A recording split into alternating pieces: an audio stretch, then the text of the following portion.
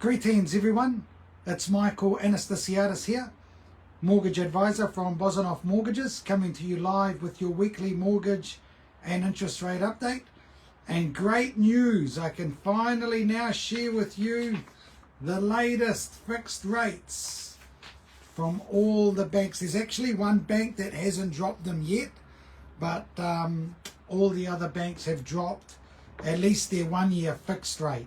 So what I'm going to share with you now, these are the best rates from the various banks if you've got a 20% deposit or at least 20% equity. Now, unfortunately, the magic stick here, the magic wand's disappeared, so I can't mirror this. Otherwise, I would. So I'm just going to read them out. So here we go. The best 6 month rate at the moment, 4.89. The best 1 year rate, and you'll get this at ANZ, ASB, BNZ, Kiwi Bank, TSB, 4.49. For 18 months, 4.59. For 2 years, 4.65. For 3 years, 4.89. 4 years, 5.07. And 5 years, 5.29. So they are the best rates at the moment. And yep, it's that 1 year rate that everyone's zooming in on.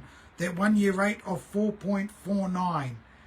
Not much attention yet to the 2 year rate of 4.65 or the 3 year rate of 4.89. Because we don't know what's going to happen next Wednesday. Is the Reserve Bank going to cut the official cash rate by 0.25 or 0.5? Now, if they only cut by 0.25, then all the economists that I've been reading are picking another OCR cut on the 20th of November. And potentially next year as well, when we come back in February. Then it looks like the rates will plateau for a while, and they're just going to wait to see the economy to pick back up. Now, once the economy is back up and running, you'll slowly see the Reserve Bank incrementally increase the interest rates, which means at some stage the rates here will slowly go back up. So that's what the plan is, but like we know from previous experience, doesn't always happen like that. So if you've got a mortgage that's coming up for refixing, now's the time to be chatting to myself, your mortgage advisor, and making sure you're getting the right advice for your circumstances. So in terms of mortgages, we've got lots of clients, particularly our first home buyers, that have been putting in offers on properties this week. So a lot of them are waiting to hear if they're going to be successful tonight. Some others are putting offers in tomorrow. I think we've got someone going to an auction as well. So it's been fairly busy for our first home buyers. And they're the ones that I'm seeing the most at the moment. Very busy. Even our new inquiries are coming in. The majority first home buyers. Got a few people that are looking to refinance, but majority are first home buyers or those that are wanting to upsize and either keep their house as an investment property, or in most cases having to sell that to do the jump to upsize. So it'll be interesting to see what the data says in a couple of months, because it feels like, for me right now, Wellington's busy. Sales are happening, the transactions happening, the market's moving. And hey, we're not even out of the school holidays yet, right?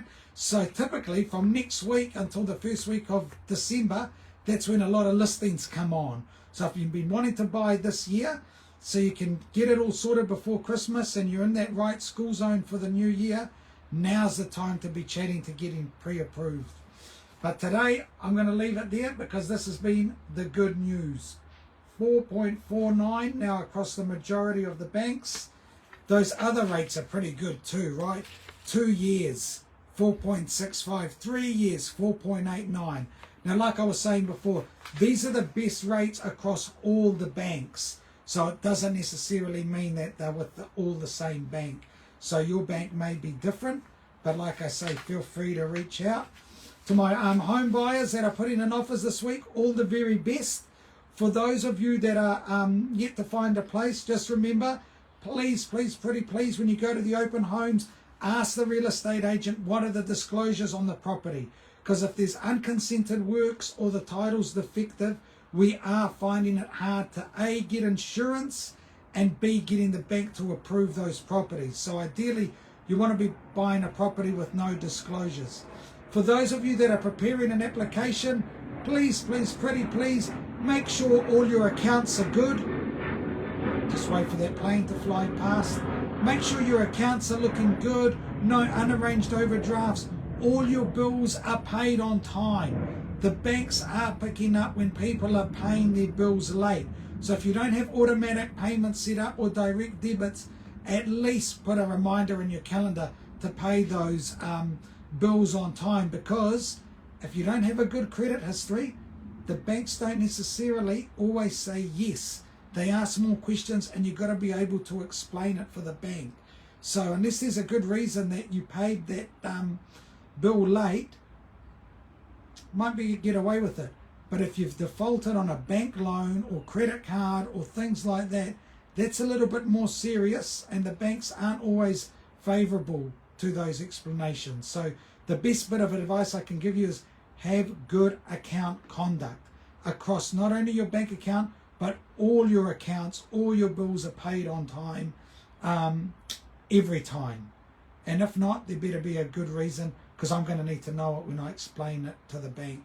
Anyway, guys, I'm going to sign off. Hopefully that's been useful. If you've watched this far, do me that favour, press that like button, press that share button, and we'll come to you live next time when we've got some updates. But all eyes will be on Wednesday, next Wednesday, the 8th of October, to see what the Reserve Bank does.